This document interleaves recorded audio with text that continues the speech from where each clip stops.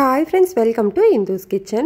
இன்னைக்கு நம்மளோட கிச்சன்ல விநாயகர் சதுர்த்தி ஸ்பெஷலா ஒரு சூப்பர் டேஸ்டியான பிள்ளையார்பட்டி ஸ்பெஷல் மோதகம் எப்படி செய்யறதுன்னு பார்க்கலாம். இத செய்யறதுக்காக ஃபர்ஸ்ட் ஒரு panல 1 கப் அளவு பச்சரிசியை நல்லா கழுவிட்டு எடுத்துக்கோங்க.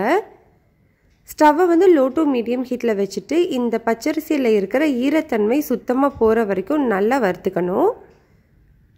இப்போ பாருங்க நமக்கு அதில் உள்ள ஈரத்தன்மை எல்லாமே போயிட்டு அந்த அரிசி நல்லா தனித்தனியாக வர ஆரம்பிச்சிருப்பாருங்க. இந்த அளவுக்கு வரும்போது நம்ம வந்து வேறொரு பிளேட்டில் மாற்றி ஆற வச்சுக்கலாம்.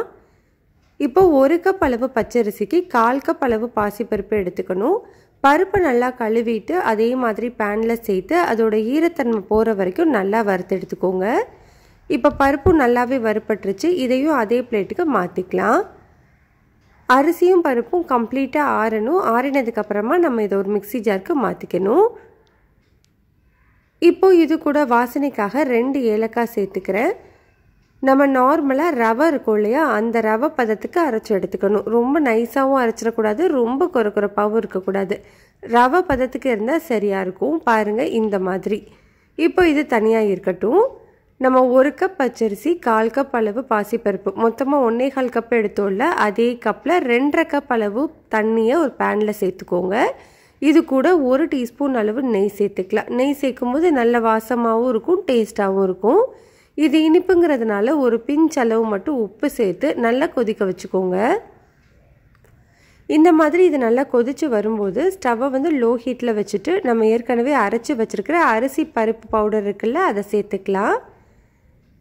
இப்போ ஸ்டவ்வை வந்து மீடியம் ஹீட்டில் மாற்றிட்டு இதில் எதுவும் கட்டிகள் இல்லாத மாதிரி நல்லா மிக்ஸ் பண்ணி கொடுங்க. ஒரு 2லேருந்து 3 நிமிஷத்துலேயே அது நல்லா திக்காக ஆரம்பிச்சிரும். இப்போ பாருங்கள் இது எல்லாமே நல்லா திக்காகி ஒன்று சேர்ந்து வந்திருக்கு பாருங்கள். இந்த அளவுக்கு வந்ததுக்கப்புறமா நம்ம இதில் வெல்லம் சேர்த்துக்க போகிறோம்.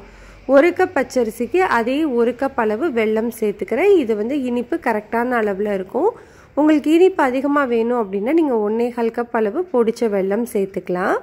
வெல்லம் சேர்த்து நல்லா மிக்ஸ் பண்ணி 2லேருந்து 3 நிமிஷத்துக்கு நல்லா கலந்து கொடுங்க. அந்த வெல்லம் எல்லாமே உருகி அந்த அரிசி பருப்போடு நல்லா ஒன்று சேர்ந்து வரும்.